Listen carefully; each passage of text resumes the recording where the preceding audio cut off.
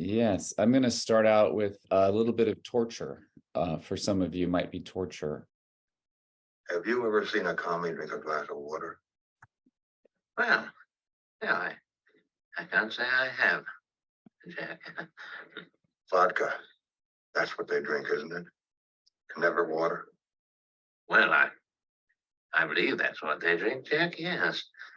On no account will a commie ever drink water, and not without good reason. Yes. I don't quite see what you're getting at, Jack. Water. That's what I'm getting at. Water. Mandrake, water is the source of all life. 7/10 of this Earth's surface is water. Why do you realize that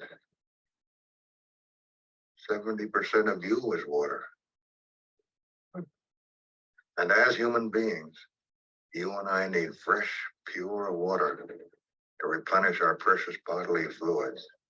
Yes. Are you beginning to understand? Yes. Mandrake. Mandrake, have you never wondered why I drink only distilled water or rainwater and only pure grain alcohol? Well, it did occur to me, Jack, yes.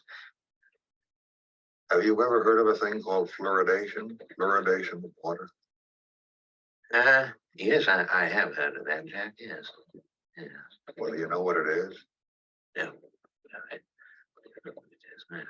Do you realize that fluoridation is the most monstrously conceived and dangerous communist plot we have ever had to face? All right, welcome back to our wonderful monthly gathering of fluoride-free activists. The Fluoride-Free campaigns meets every month, and we go through the steps in the book, Something in the Water, 12 Steps to Ending Fluoridation in Your Town.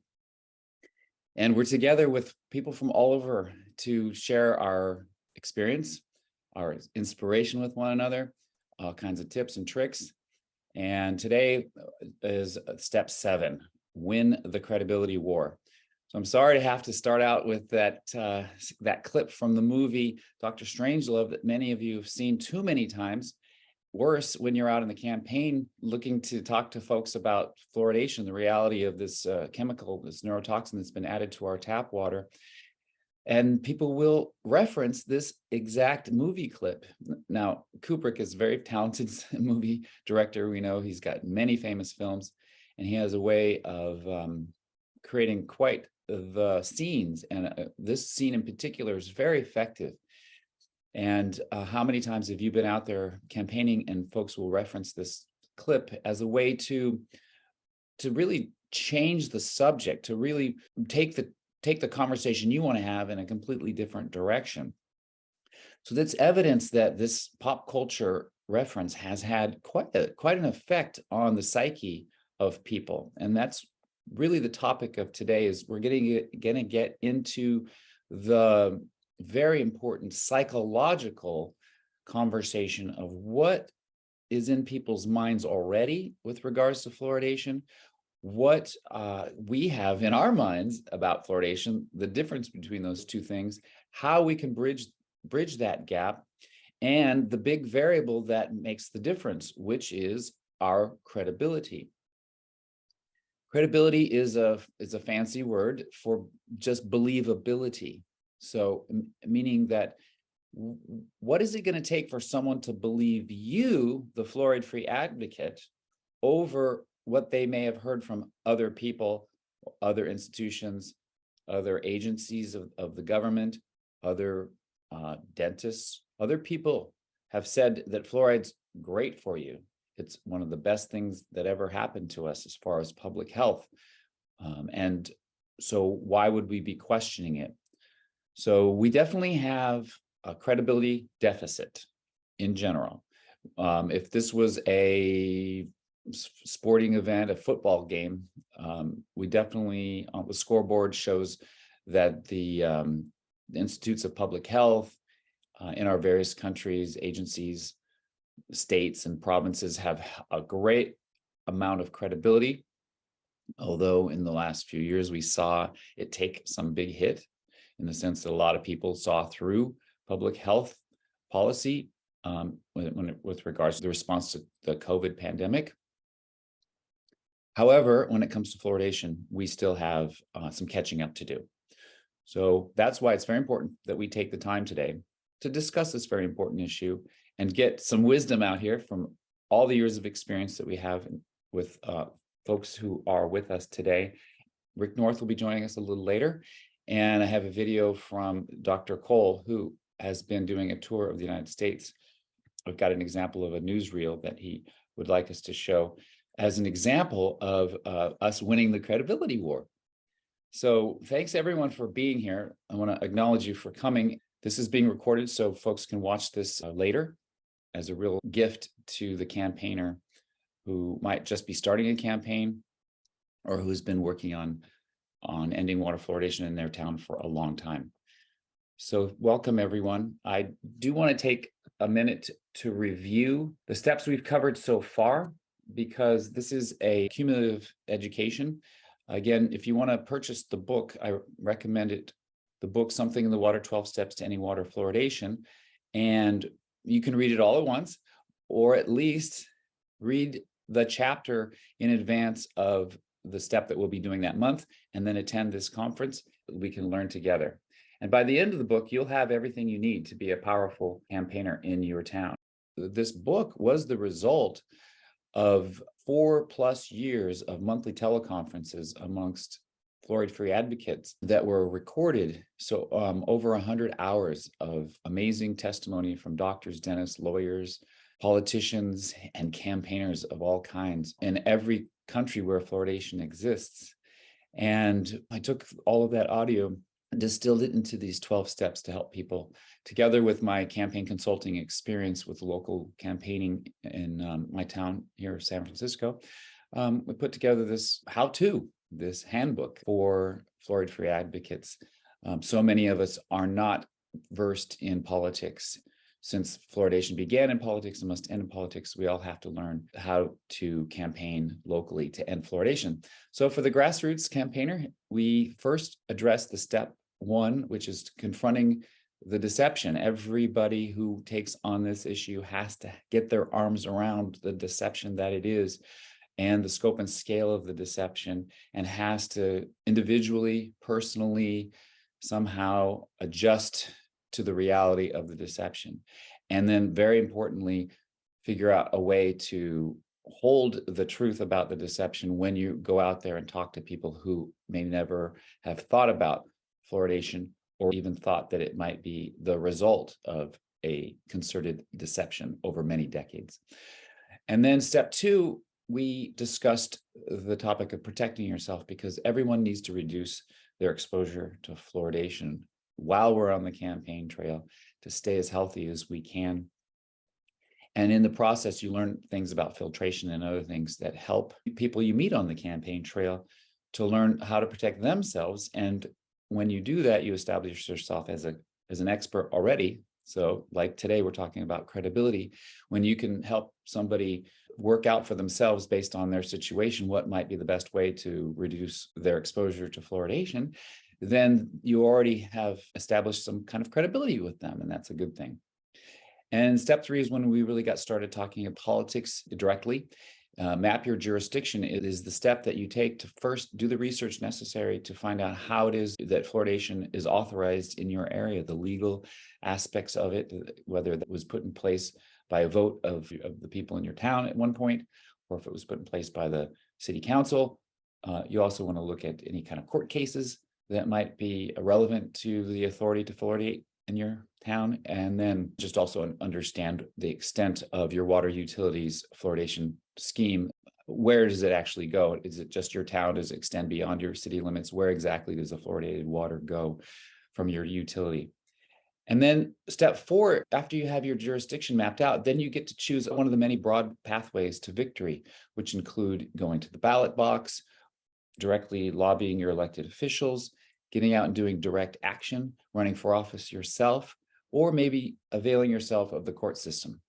And you choose one of those broad avenues based on the realities of your situation, your jurisdiction, as mapped out in step 3.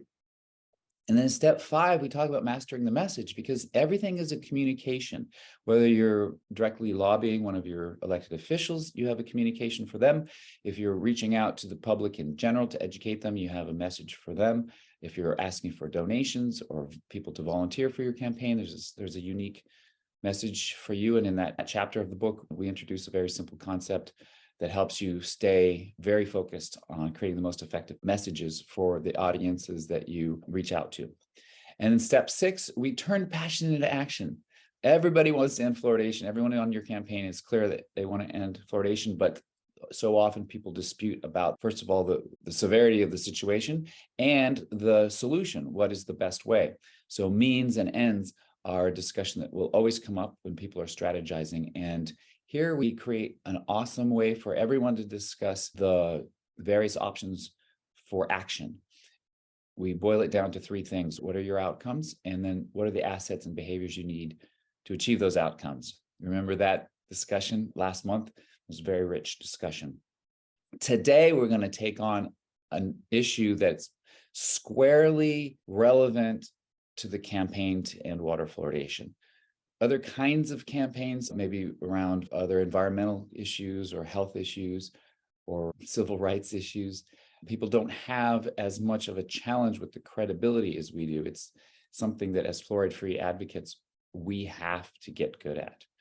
So today we're going to take on the question of winning the credibility war. It is something that we all have an understanding of sort of implicitly.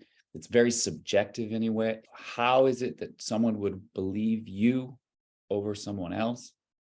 So in the book, Something in the Water, 12 Steps to Ending Fluoridation in Your Town, there's a great discussion of the various things that you can do to increase your credibility. And I'll just summarize the whole chapter by saying it's up to you. The secret is that your credibility is something that you actually create. You are responsible for the credibility that others perceive in you. So it comes down to each and every one of us evaluating honestly, what is my credibility with others? Why would anyone believe me? So even before you start talking about fluoridation's effects in the body, or how fluoridation came to be, or how unethical it is or illegal that it is, even before you start communicating your messaging, you want to ask yourself and be honest with yourself, do you have any credibility at all? And then set out to increase your credibility, to make it a thing, make it a matter of personal development, to present yourself in a way that increases your credibility with time, and to avoid the things that might destroy your credibility. I'm looking forward to hearing from all of you about how you have danced with this conversation, if you will, how you have managed to improve your credibility, or maybe you've made some missteps and you recognize that some things you've done have harmed your credibility. I can confess to that myself, oftentimes because of occasions when I get a little too hot-headed, I think is maybe the word, or a little too strident, and I start to get a little self-righteous and say things that are no longer helpful to the person I'm talking with. So at the same time, I've also developed myself in such a way that I have some very interesting and important facts that I can share with people that definitely help with my credibility. I had a win recently on my dentist. I convinced my dentist that water fluoridation is no good. And honestly, it didn't take much. I was really astonished. When you present yourself in a certain way and you really, for one reason or another, have the person you're talking to believe you, they lend you this credibility. They lend you authority in a way so that what you're saying is true, that they don't have to go independently verify it, although they should. But in the conversation, they're open and willing to hear what you have to say and to more or less give you the benefit of the doubt and to believe you. And when you have that, it gives you then the opportunity to break through any kind of beliefs that they have had about fluoridation, any kind of programming, propaganda that they've been swallowing. You have ability to break through that. And once you do, wow, then they become an advocate like you because they see the truth. Once you have the truth, it's hard to go back. Yes, the chapter is full of great advice about credibility. Obviously, if you or your campaign have the benefit of someone with a title, like a doctor or a dentist, or maybe even a lawyer, or someone who has, by the nature of their station, that they have built-in credibility because of it, that's an asset to your campaign. Over the years in campaigning, I've met wonderful people who have increased their credibility by, for example, adding to their education, adding to the letters after their name. For example, a friend became a PhD in biostatistics in the last few years. And wow, what a great asset he is in terms of understanding the effects of fluoridation on our body and the various science. When people talk to him versus me, it's very different. They'll listen to a PhD in biostatistics in terms of his interpretation of biostatistical data over me, who's just some guy. Now, many of you may know Brenda. She went to school to learn about water treatment, the actual engineering and what goes on physically in a water treatment plant. That gives her credibility that a lot of people then will listen to her. So that's something you might want to look at. There's a lot of things you can do to enhance your credibility. And again, it's up to you to look at your credibility and what is it you can do personally to increase it. And then I'll just end my summary here of the chapter by addressing some of the obvious missteps that people can make that do real damage to our credibility. And I'm not here to say one way or the other about the history of the use of fluoridation in concentration camps in wartime Germany, World War II. I don't personally have any facts or reliable evidence that concentration camps use fluoride to make people more sedate. But it is commonplace, and it's not only in the fluoridation debate, but for some reason people want to bring in Nazis. And so as a campaigner, we need to look at the cost versus any perceived benefit that someone might think they're achieving by talking about fluoridation's use in these extreme malicious ways. The general advice is don't go there. Just don't go there. It doesn't pay off typically. Of course, every situation is different. So if you have a person you're talking to for whom you might gain credibility to discuss these matters, perhaps, but that's going to be very rare. Otherwise, you want to play it safe. In other words, stick to the really tried and true evidence. Rather than talking about Nazis, talk about how internationally fluoridation in certain countries and not other countries. But statistics show over the last 70 years a decrease in cavities across all those same nations. You've seen the one graph that shows all of the reduction in cavities over many years in every country represented, and half of them are fluoridated and half of them are not. That is an image that you can present to anybody, anytime, that will be a very secure and safe and non-controversial communication. Okay, so I want to hear about your campaigns. You can share about your strategies, your messaging. Mostly, I want to hear about this credibility issue. How much credibility do you have personally? How much credibility does your campaign have in the general public? How much credibility does your opponent have? How many times have you bumped up against others who walk into a room in a debate situation or online and seem to come with a built-in credibility, and how do you deal with that? Let's talk about your personal credibility. Is that something that you had thought about much? Did you think about evaluating your credibility? I remember for myself here in San Francisco, I committed to ending fluoridation everywhere in the world, but starting right here locally where I live. Fluoridation is typically a local issue. It's usually a local utility that takes the authority to fluoridate the water. One day, after doing some general organizing, we had Dr. Conant come and do a speech, and we had a big event. in an auditorium, and we got quite a lot of interest, and that was a wonderful, wonderful event. But even after that event, it's not like we created some sort of avalanche and everything changed after that. No, I regrouped afterwards and I asked myself personally, how much clout do I have in this city anyway, in terms of politics? Who am I in San Francisco as far as political players in City Hall, for example? And I started realizing that I ain't got nothing, to put it frankly. I have no political clout in San Francisco. At that time, no one knew me. Okay. Since then, I've worked in City Hall.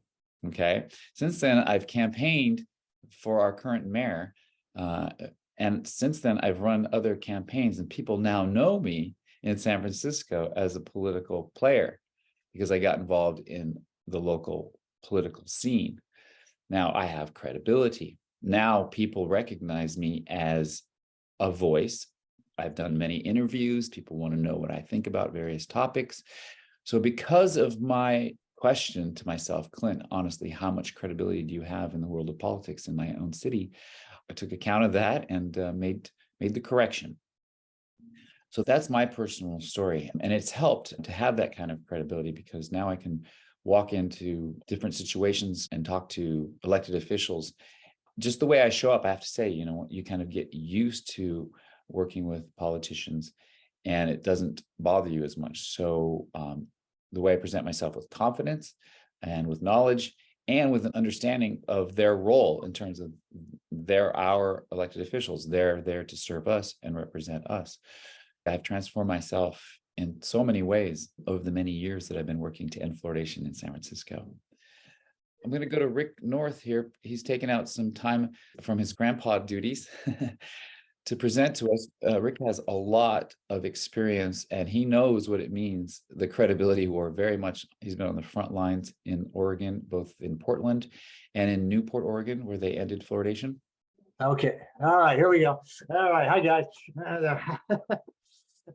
Hello. I said these guys could say hi first. Okay. So say hi. Say hi. Say hi. Hello. Thanks for letting us have your grandpa for a few minutes. Hey, yeah. All right. We just got back from the old swimming hole here, so we're all set. Okay, I got to get on, guys. So, all right. Thank you. Okay. Thank you. Okay. How you guys doing? Yeah, everyone's doing great. Thanks for letting me join late here. Okay.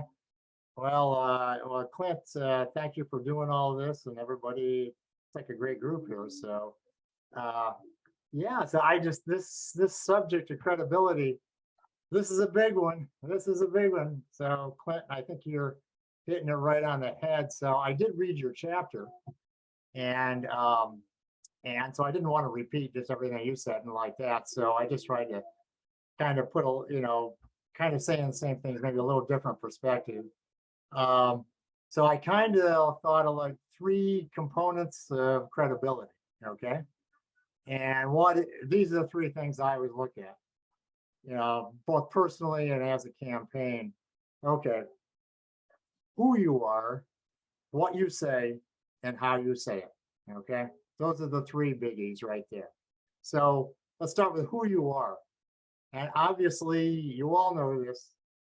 If you are a physician, if you are a scientist, if you are a dentist, chances that you've got this built-in credibility here that if you're not one of those, then we don't have that. So that is nice to have. Okay, you can't do that. It's nice to have those. You don't have to have them, but it's really nice. So any local campaign, like the one we're working on now in Spokane, we're doing our darndest to recruit dentists and physicians, local ones. So this is what we're doing. So, but you don't have to do that. Your work background, mine, I'll use. I worked for the American Cancer Society for 21 years, and the last 5, I was the CEO of the Oregon division. So that's something. So, and I just work with, okay, you can't do that. So let's not get distracted here.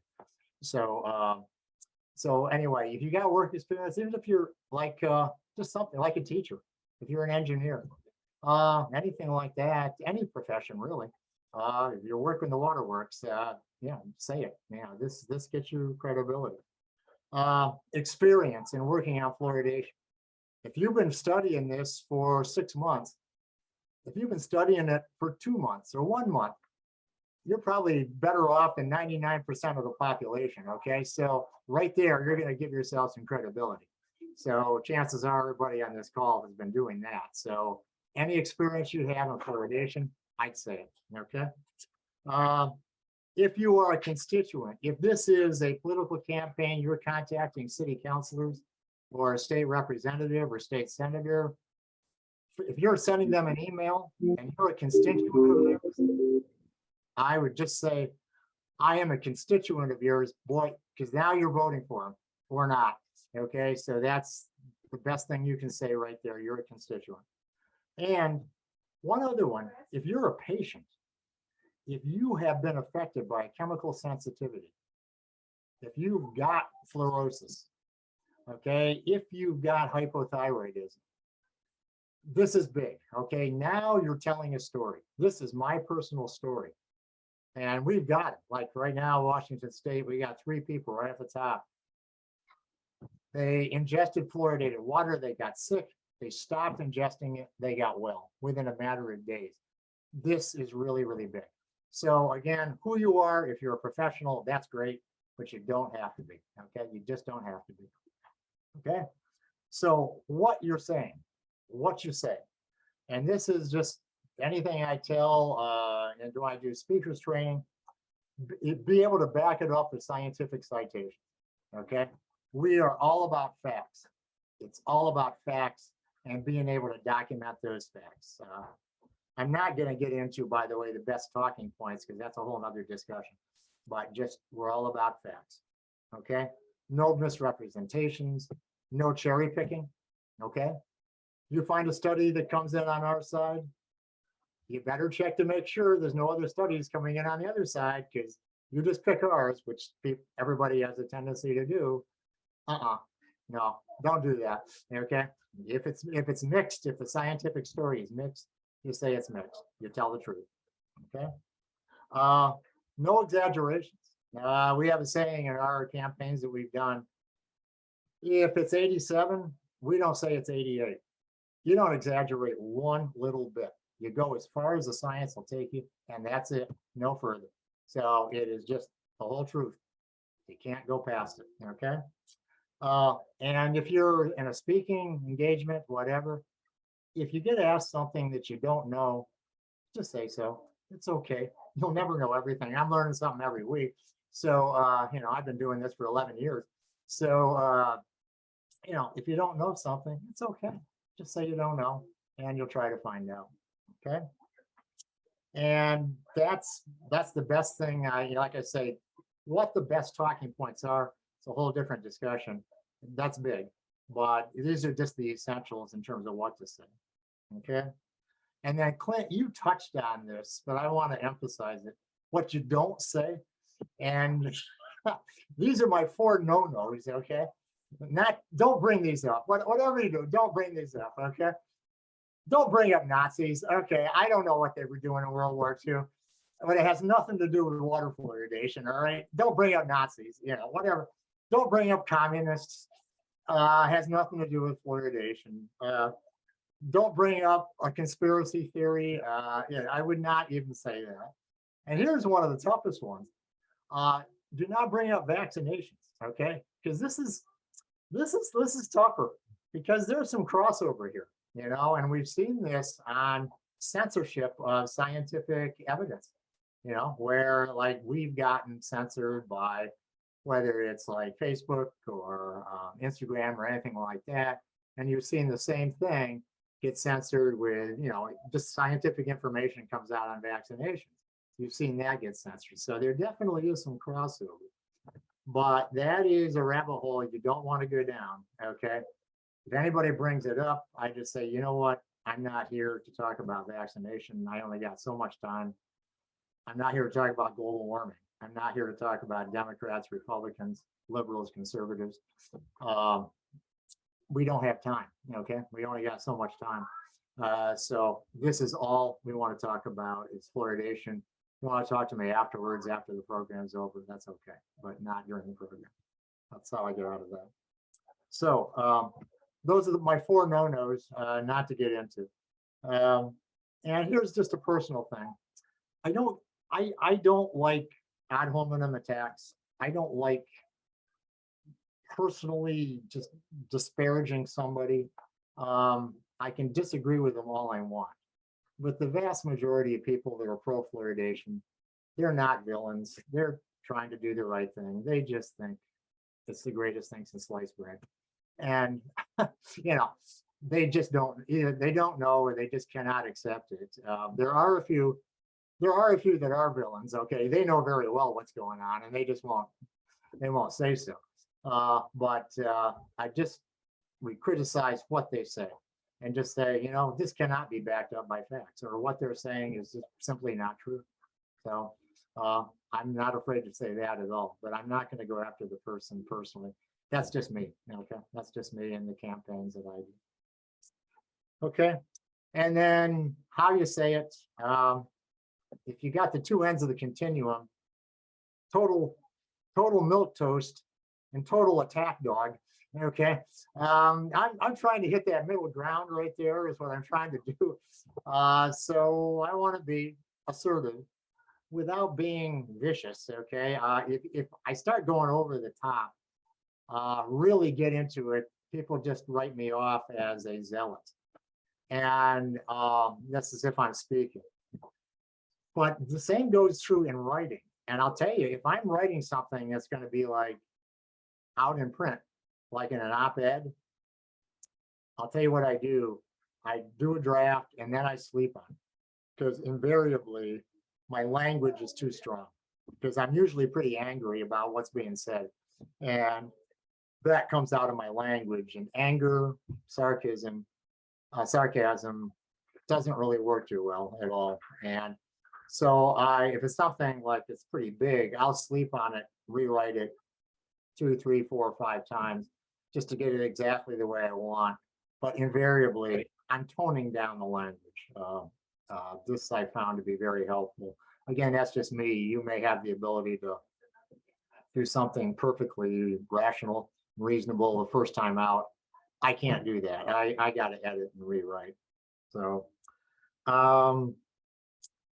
the only thing I have left, I want to keep this short. I need time for questions. If you have questions about Spokane, that's the biggest one coming up, or whatever, or other ones that I've done like Portland or Newport, Oregon, or others. That's fine. Just internal credibility. We're mainly talking about credibility with the public. But I just want to say a word about something that doesn't get mentioned at all. And this is internal credibility, like working with your own people, your own committee. And this is, I find this is kind of like a 3-legged stool. One is just basic honesty. You know, this is like trust. This is like trust. It's very close to credibility here. To totally trust somebody, and I'm talking especially about my fellow volunteers.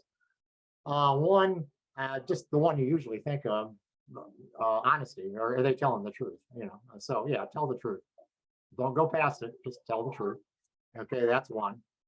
The second one is, you know, you got to know your stuff. Okay, you got to know your stuff. So you do have to do some studying. You got to know what you're talking about. But again, don't ever be afraid of not knowing the answers to questions. I mean, every week I get questions I don't know the answers to. I was just putting something out on dental sealants. I wasn't exactly sure the science and the effectiveness of dental sealants. I read about it before, but so I put it out to a whole bunch of dentists. I said, "Give me your advice on this." I just did this past few days, so and I got it, you know. So I know a lot more now. So don't ever be afraid. But basically, just know your stuff, okay? And the last thing, you know, is be dependable. Like, and this is the bane of my existence, is returning emails and phone calls. Okay. I can't tell you how many, if I had $1 for every time somebody did not return a phone call or an email, I would be a very rich man. So I always try my own personal code of ethics or whatever you want to call it. If somebody emails me or phone calls me on the phone, always try to get back to them, even if I don't want to talk to them. I always will try to get back to them within 24 hours. Usually I can do it the same day. If I'm on vacation, obviously I won't, but this is what I try to do. I always try to get back to them in 24 hours. So this is kind of a three-legged stool. To have total trust in a volunteer, I think that volunteer has to be honest. They've got to know their stuff. They've got to be competent, and they got to be dependable. Because you can be really good, really know your stuff, and you can be very honest. But if you're not returning my emails or phone calls, and I'm just being very frustrated, and I'm trying to move along here in a campaign, very hard to do. So it is like a three-legged stool. You got to have all three, or the stool is going to fall. So that is what I tried to work around with Clint's excellent chapter there. And those are my thoughts on credibility, how to build it. And obviously there's other things, materials. If you're going to hand out materials, try to make them as professional looking as you can. If you're going to have a website, make it as professional looking as you can. So all of these go into building credibility. Okay. That is probably all the wisdom I have for today. I told Wow, you what it was a gonna be short, concentrated. so that's all I got, so but I'm happy to try to answer any questions any of you may have. So in terms of my background, by the way, I worked for, this is what I should have said first. My work background is nonprofit health organization. I worked 21 years for the American Cancer Society. The last 5 as the CEO of the Oregon division. And then I worked 7 years for Oregon Physicians for Social Responsibility as the director and founder of their Safe Food program. So this is what I say up front to people. And what I also say up front to people, when I'm introducing me and the subject for the first time, I say, I'm not a doctor or scientist. However, I work with a large group of them, of scientists, physicians, and dentists all over North America, which is true. And that kind of gives me instant credibility right there, just kind of by association. Oh, you're working with a whole bunch of professionals. Okay. So I may not be one myself, and I'm not going to try to misrepresent myself as one. So this is what I do and what I say. And I just started that in the last year, and I always found it kind of awkward to bring up fluoridation with a new person just in conversation. I never knew exactly what to say, like fluoridation, so when I tell people what I do, this is how I introduce. I said, well, I'm not a doctor or scientist, but I work with a whole bunch of them, and this is what I do. So that's it. Happy to try to answer any questions that any of you may have. Yeah, as far as your credibility with this audience as well. I mean, I don't know if we said it, but 2013, Portland, Oregon. Portland, that was a big one. That was huge. That was the biggest campaign I've ever been involved in, and we had, man, talk about a credibility thing. Tell you what really helped us there, because the opponents have been working behind the scenes for like a year, gathering up, talking to all these different nonprofit organizations, especially minority ones, people working with lower income families. And of course, they just gave them the standard thing, say, oh, the same thing I used to think. CDC said it's good. American Dental Association says it's good. It must be good, right? Those are the experts. And people believe them, And of course, they'll never give them our side of the story. So talk about cherry picking. This is exactly what they do. And misrepresenting, this is what they do, and this is what we're up against. But I am not going to stoop to the tactics that our opponents do. I got to look at myself in the mirror in the morning and say, I don't like what they're doing, but I'm not going to imitate it. I'm going to be honest about it. So and then Newport. Yeah, Portland was the biggest. We had $900,000 going against us in that one. They were getting money from all over the place, and they were using it, and so we couldn't match them in that. We did raise 300,000. That was the biggest fundraising effort I'd ever been involved with in fluoridation. That's by far the biggest fluoridation campaign, I think, in terms of money that's ever been done. What we got in Spokane is even worse, though. We've got our core Delta Dental's philanthropic arm. They've already pledged $3 million to for capital cost, and they've already got another $1 million pledged organizations with them. So they're doing the same thing that Portland did. They were working behind the scenes, gathering up all these organizations, and this is what we're up against. That's going on right now. It's been going on for 3 years, and we think it's going to come to a head with a vote one way or the other this fall. Oh, great. So thanks again for being here, Rick. I'm just curious, where is everybody from? I'm just Hey, curious. going, Rick Kane here from New Zealand. Oh, We just had Mary and I just had a debate with two dentists 2 weeks ago, and the credibility issue was actually quite interesting. We turned up, I think, quite professional, sort of suit and tie, dressed well, and the dentist didn't turn up dressed up at all. They just thought it was a bit of a it would be easy. So we established that. I think we established that credibility quite well, and essentially through this hour and a half long debate, we found that they had no facts at all, really. So it was quite it's quite amazing, you know. Like, we don't need to go, as you said, we don't need to exaggerate. We don't need to go beyond what we've got. We've got everything we need, you know. And these guys, they just made fools of themselves, as far as I could tell. Yeah, you've got I really appreciate all the major battles you had down there in New Zealand. It's really something. Talk about government leaders that have swallowed the Kool-Aid. You really got them, and Yeah. you know, they've never been ones to let the facts stand in the way of their opinions. You know, so this is New Zealand's a tough one. You and Australia both really tough ones. Yeah.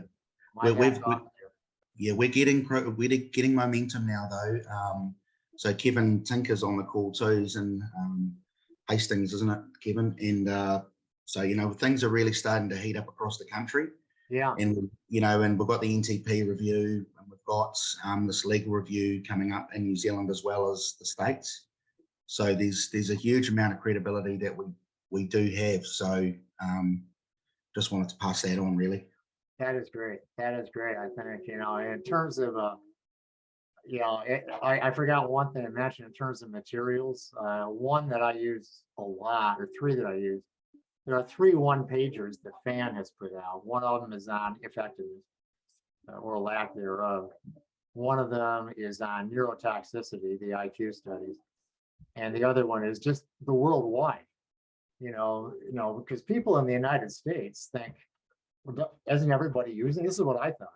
Doesn't everybody fluoridate, or everybody that is, you know, that knows anything at all? Don't they all fluoridate? And that's what the media puts out, basically. And the government, that's the impression they give. Well, 95% of the world doesn't fluoridate. You know, Europe, 4 countries out of 48, you know, 196 countries, 24 fluoridate at all. And out of those 24, 10 for more than half their population, like the US. We're in the majority, you know, and then you've got one country after another that's banned it. You know, I mean, France won't allow it, Germany, the Netherlands, you know, Sweden, Denmark. You know, people don't know this, but it's right there on our one-pager. And so this is what can really come as a revelation, to say, you know what, I'm in the mainstream here. You know, don't toss me off as some anti-science wacko. You know, you've got organizations in the US that say fluoridation is safe and effective. Well, we've got entire countries that are saying, no, not necessarily, and we're not allowing it. So entire health ministries. So, I say I'm in the majority, and that there's strength in numbers too. So that helps give credibility also. So whenever we get an organization, the Portland campaign, by the way, the best example I can think of there, because they have gotten most of the minority organizations. We got the NAACP. We really worked with them. We talked with them. They met with us. They actually looked at the science, and the NAACP came out on our side. That was a breakthrough right there. So now you didn't have all the minority organizations or, on the side of the fluoridationists. You had somebody on our side. And that was a big one. That was a big one. So anytime you can get an endorsement from an organization, third party, that really helps your credibility too. Yeah, I'd like to give Kane a medal for gaining credibility with his local newspaper, with the editors in the local newspaper, who are pre-programmed, generally speaking, to avoid anything that might stir up a political nest.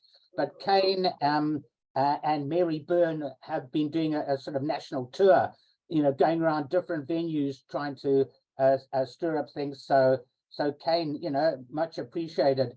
And in Hawke's Bay, Daniel and Catherine are in the room. They're certainly helping stir things up in Hawke's Bay together with Angela Hare, who's a homeopath. So yes, things are grinding forward, and I believe we are reaching that 100 monkey principle where people are starting to come on sides. That's great. You guys have done, and I mean, I'm just looking, and I know some of you, and I know Ray, and I certainly know Gilles. I've known for years, and just incredible work in Quebec, and it's just my hat is off. I wish I had half the success here in the U.S. that Gilles has had in Quebec. So it's we keep plugging away, but we're not there yet, but we keep trying. And so you guys are doing just a terrific job. You really are. So great job. And this is the hardest thing I've ever worked on. Because I've been an activist I was an activist for 3 years with global warming was my main issue. That was easy, compared to this. And global warming obviously is not an easy subject. There's still a lot of people that aren't, seeing the seriousness of that. But honest to God, when I think of the first one with the Cancer Society, when I first got involved in politics and activism, going against the tobacco industry, smoking. But I mean, as horrible as the tobacco companies are and were, still are, the messaging was so easy because everybody knew that cigarette smoking caused lung cancer and emphysema. Everybody knew that. Everybody hated the tobacco companies. Everybody knew what scumbags they basically were. And the entire medical establishment was on our side. So when I think back to those days, as difficult as it was, and we had to have battles with the tobacco companies, it was just easy by comparison with fluoridation when we are going up against the medical establishment of the United States and other countries like Canada and Health Canada and what's happening down in New Zealand and Australia. So this one's tougher. This is toughest one I've ever seen. But it's worth it. It's just worth it. It really is. It's a scandal. It's such a serious toxin, and we're fighting it with everything we got, and we'll continue to do that. Thanks, Rick. Yeah, Clint, I've got a question for you or for anybody in the room. We had Paul Connett, Professor Paul Connett, coming around twice, visiting New Zealand twice, and we invited the professionals, the Ministry of Health people, the dental association people, to the public presentations that he was doing. And either they sneaked in with a wig on or they just did not come. How do we get them to come? Kane, you want to take that? Oh, go ahead, John. Yeah, Well, go ahead. Okay, I've just unmuted. Well, I've come up with a new concept, as Clint might know, trying to gain credibility. Well, it's a two-edged street. How do we attack the credibility of the other side? Well, I don't attack the dentists directly or the government directly. I'm attacking the water suppliers, and I use their complaint system. So I'm challenging them to answer my complaints. And there's a whole list of complaints we could give them, but my big ones are contract law, consumer law, consent, consultation, no risk assessments, bodily autonomy, things like that.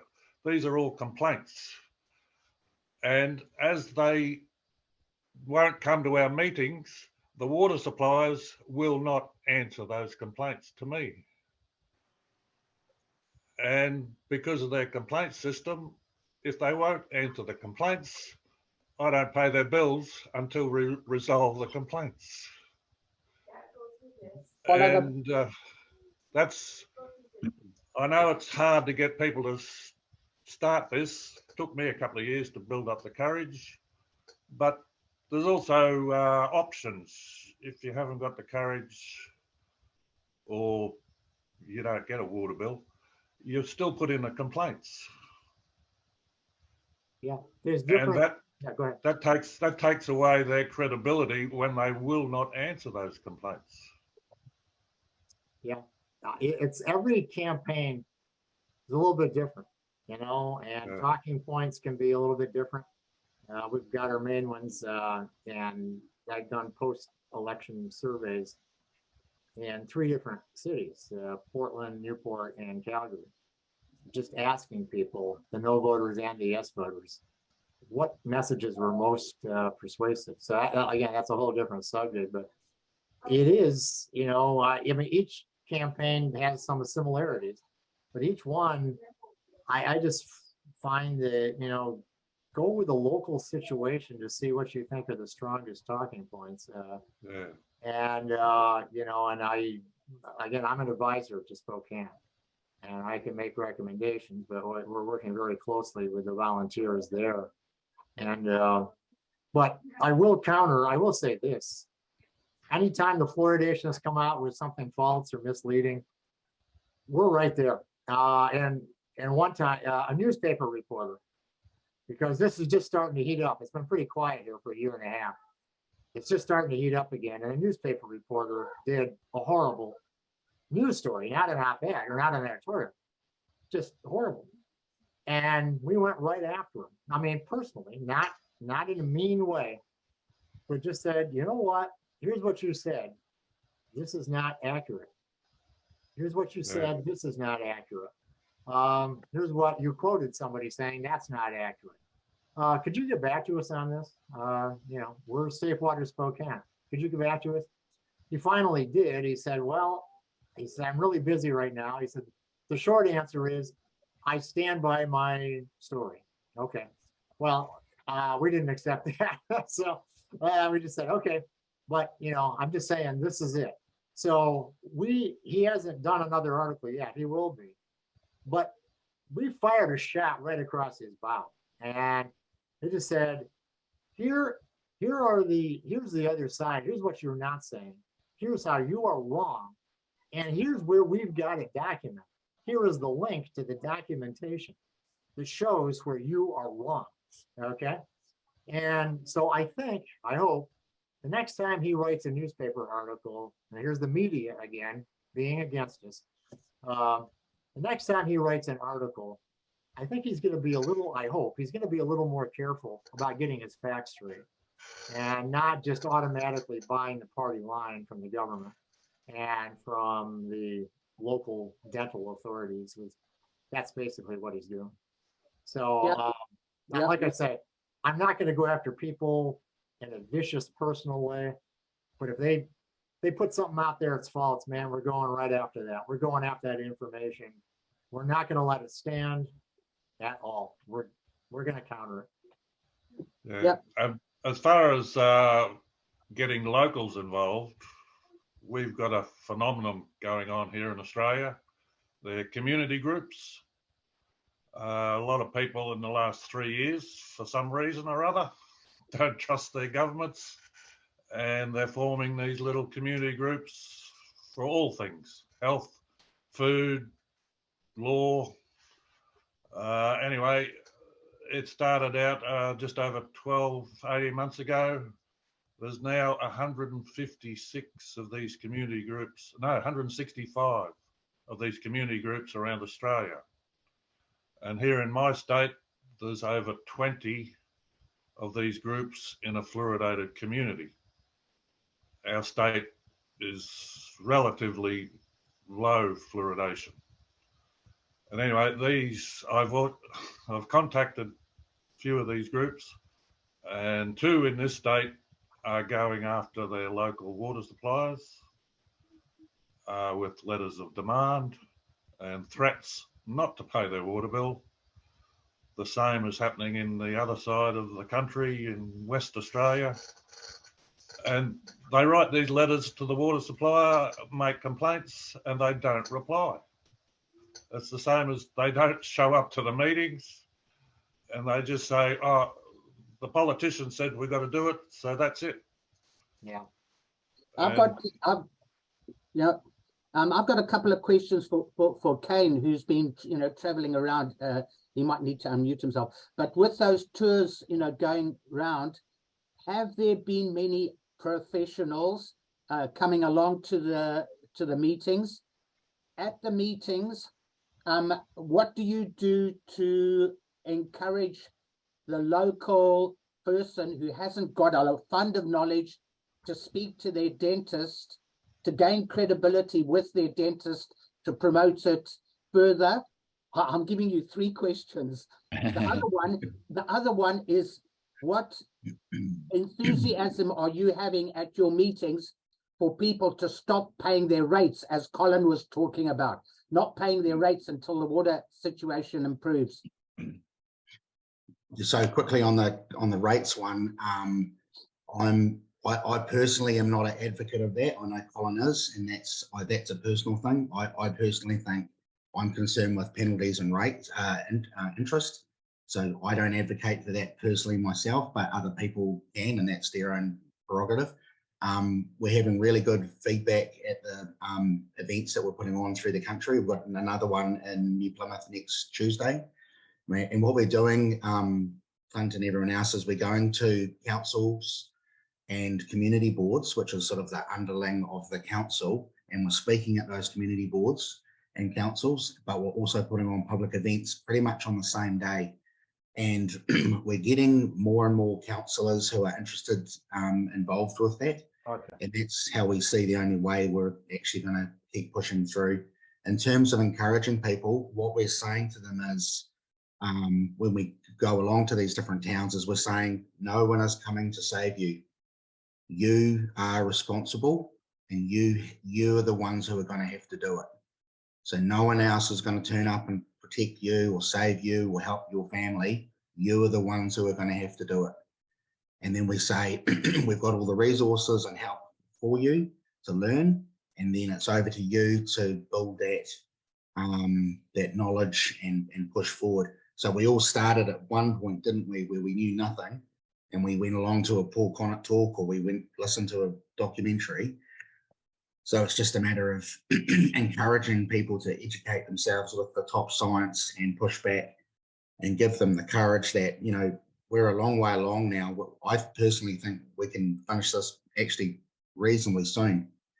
So I just encourage people, Kevin, to be honest, and that's all we can do. Yeah. Just one quick thing on recruiting dentists that we've done in Spokane we've looked at holistic dentists. They tend to be, and they could be part of an organization called IAOMT, but look up holistic dentists who tend not to like fluoride anyway. Contact them to see if they'll be on your side. Also looking up recently retired dentists, okay? Because then they don't feel that if they get attacked. Yeah, there's IAOMT. Thank you, Clint. Recently retired dentists, because they may not feel the peer pressure that the current dentists working have. So, because a number of dentists feel the same way we do, but they're afraid to come out and go against their peer group and afraid to go out against the dental association. I just really appreciate the time here, and best of luck to all of you. And thank you so much for all you're doing, and good luck. And thank you, Clint, for organizing this whole thing. So I really, really appreciate it, Clint. That's okay. So It's a joy. Thanks for being here. yeah, absolutely. Okay. Thanks, guys. And everybody. Thank you. Bye-bye. All right.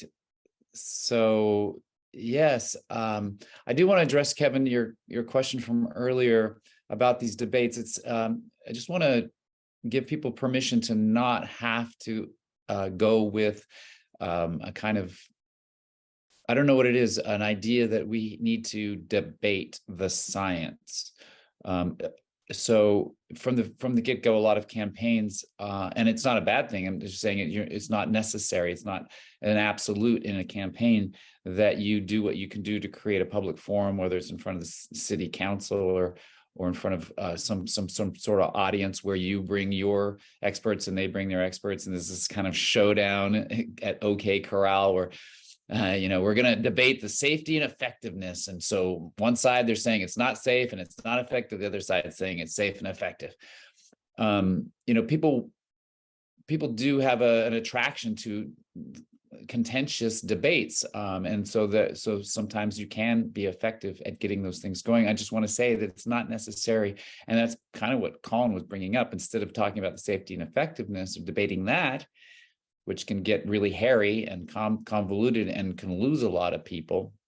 And too often when those debates are not decisive in our favor, then the public official, the elected officials, the city council, whoever, they often just default to the health authorities because it's kind of, even if it's a draw, let's say you're successful and they're like, wow, I see both sides. What do I do? So often you've heard these elected officials say, I'm not a scientist, so I'm just going to go with what the health director says. So I just wanted to let you know that as far as credibility is concerned, if you go to one of those debates and you're successful at even having the debate, if it's not somehow absolutely and overwhelming in our favor, as far as that debate concerned, because the credibility that these public agencies have, specifically among elected officials, they feel it's the safe route to go. They can't lose. They feel like if they go with the institutions of authority that they are familiar with and have probably based a lot of their public policy on in various areas. So when Colin comes along and says, well, let's just talk about the legality of it or the ethics of it, it's a different angle. And that's all I wanted to say about that. As far as people not showing up, is if the opponents don't show up, that's a perfect opportunity to do damage to their credibility, because not showing up, of course, oftentimes they'll say they're not going to show up because they don't want to give the other side, us, any kind of credibility, right? They say it right there. They literally will say, I won't debate an anti-fluoridationist because that would give them credibility, and I won't do that. Well, that's a cop-out. And so you can use that, you can turn that around and say, you can say that actually them not showing up should have everyone question their credibility. A scientist of any repute should be able to support their contentions. And then if you want, you can actually continue on with the debate without them. You could have you can have somebody stand in for them. You can honestly have somebody on your side, but presenting the fluoridationists' typical point of view. We know what it is, right? We've heard it a million times, so we already know what they are. And you can have a mock debate then and use it to show up the flaws in their logic and in their scientific evidence. But yeah, this question of credibility is a very tricky thing. It's very subjective. Rick, said it's similar to trust, and as you know, in all personal relationships, trust is essential, but it's also very fragile, it seems. And once it's gone, it's almost impossible to get it back sometimes. So we're dealing with psychology. We're dealing with subjectivity in a lot of ways. And so that's just the nature of the beast, and we have to deal with it. And I so appreciate everyone's attention today to this critical subject, to ending water fluoridation. I want to take some time here to present to you Dr. Cole's work. He is a dentist with the International Academy of Oral Medicine and Toxicology. You might have heard of this organization, and you might have dentists in your town who are members. That would be a good place to start, to go recruit some credible dentists in your area by looking up which dentists in your area are members of the IAOMT. Dr. Cole wrote to me today to ask me to play a video of a interview that he did, one of many. So what has happened, which is really good news, is that the IAOMT has spent over $50,000 to have Dr. Cole do approximately 30 plus national TV and radio spots on the mainstream media. I'm going to show you just one of them now, and then we can discuss it. And maybe it's something that you can use in your campaign. You'll see how this is relevant to our discussion today as we watch this video. Now, a new government review says that fluoride that we use to prevent cavities, right, can lower a child's IQ.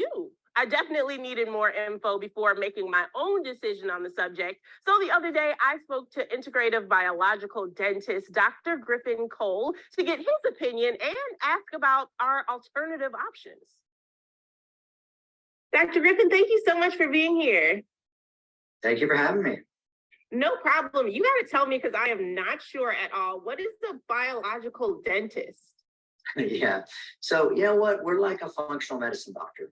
We treat the whole person, not just the mouth. And what I mean by that is, if somebody comes in with cavities or they've got gum disease or whatever, we want to know the underlying cause of this. What's the underlying cause of their symptoms? Not just that they had too much sugar necessarily, because oftentimes there's a systemic component. So we're just more thorough in that regard. And also, we won't work with any materials that we know are toxic to the human body, things like mercury, nickel, and fluoride. Yeah, so we are talking about fluoride today. Can you tell me, what is the worry surrounding, ingesting too much fluoride, and how much is too much? Break it down for me. Yeah, I will. So too much fluoride can affect all of the organs in our body, and has. But lately, we know it now affects brain function and activity. And we know this because the National Toxicology Program, which is part of Health and Human Services, did their job recently, and they reviewed 52 worldwide studies and found brain impairment, including lower IQ, on babies born to moms who ingested fluoridated water during pregnancy.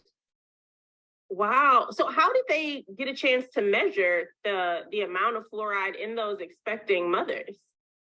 Yeah, so what they did was they compared the urinary fluoride concentration, the amount of fluoride in the urine of the pregnant moms who drank fluoridated water, excuse me, and compared to the moms who also gave birth to children but did not ingest any fluoridated water.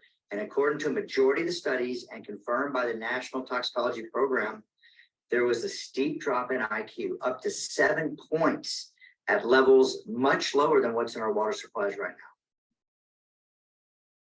So I need to know, how would we maintain a healthy smile without the fluorinated water? It's easy. It's a combination of a good diet, right? I mean, one where you're obviously low in sugar, but high in vegetables, particularly green leafy vegetables, plenty of good fats and ample protein. I mean, stuff that we've known for a long, long time. But couple that with good home care, good practices, brushing and flossing daily. When you brush your teeth, spend 2 minutes doing it. It's not a quick thing. Brush your tongue. You can rinse with warm salt water too. That gives a great antibacterial effect in the mouth. So a combination of a good sound diet and good home care practices, honestly, that's all you need to avoid most oral problems. Yeah, I've started telling people about tongue scrapers. They are Yeah. the best thing ever. I love them now. Yeah, it's true. A lot of stuff resides on the back of that tongue. Clean it daily. Absolutely. Well, doctor, thank you so much for being here. Really appreciate you. Thank you so much. Thank you for having me. I appreciate the time. So that's a real gift to all of us that Dr. Cole and the International Academy of Oral Medicine and Toxicology should support him and finance his tour around the United States to do these media appearances. What a wonderful, wonderful thing for all of us. But I wanted you all to notice from that are the elements of credibility are numerous in just those few minutes. Obviously, the format in which the interview took place, you saw that it had the appearance and the recognizable mainstream media look about it. You have the doctor himself with his credentials, and then obviously as like Rick pointed out, the three things: who he is, what he said. He gave some very simple facts, straightforward, and how he said it, very authoritatively. He struck that balance between milquetoast and bulldog, or how Rick put it. It was a nice middle ground in terms of his assertiveness. Let's hear your reflections about what you just saw, or if you have some more wisdom or advice based on your real life experiences in the campaigns where you live. I'd love to hear them. Go ahead, Ray, in Montreal. Hey guys, I see a lot of new people here, which is good. And I guess the word's getting out, definitely from the videos with Mr. Cole. Actually got a chance to speak to him a few weeks ago.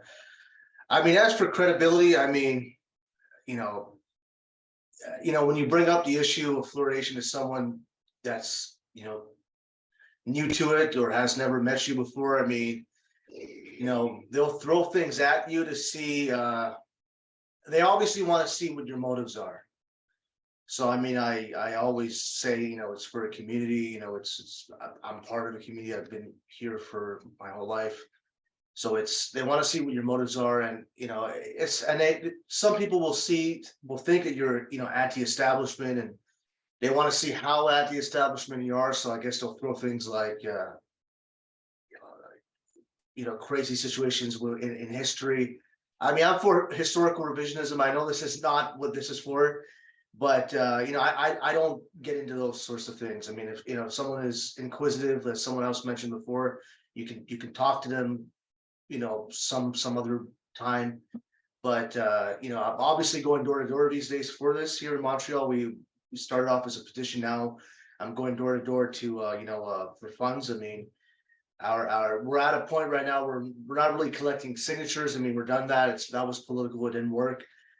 You could bring a council 10,000 signatures, and if they refuse to, consider it, what can you really do as a citizen than to take legal action? That's where we are here.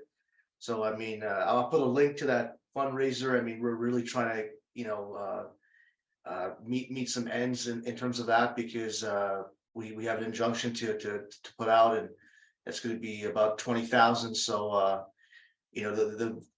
the more people can donate to that can help. I mean, I may actually go back to some of the Facebook groups. But as for, back to the subject of credibility, I mean, if someone does not like the fact that you're trying to end fluoridation, they don't like you for whatever reason, there's nothing really you can do to, get them not to try to attack your credibility. I mean, they might attack you for motives. They might attack you for, other things you align with. That's why I try to, as Rick was saying, it's better to just try to keep it, centric to fluoridation. Because if you're talking about, politics, I mean, it's, they want to see if you're left or right, is like you were saying, communist or, national socialist. I mean, this is not what this is about. Adding drugs to water is nonpartisan. I mean, it has environmental aspects, which is traditionally left, and it has, what do you call it? Don't medicate me without consent aspects to it, which is traditionally right. But it shouldn't have to be, and I make that I stress that point as well. So credibility. I mean, I also tell people, I'm like, look, I'm a part of the community. I'm a student. So to give them the credibility, and when I was doing the petition, I would say, there's no money involved at this point, so just to put people's minds at ease. But it's better to address, your motives and your credibility first before someone else tries to, I just really appreciate actually the element of that you introduced, that people will try to test you. And that's true, because credibility is so critical interpersonally, whether people want to listen to you or not. They're going to test your credibility. They're going to test your trustworthiness.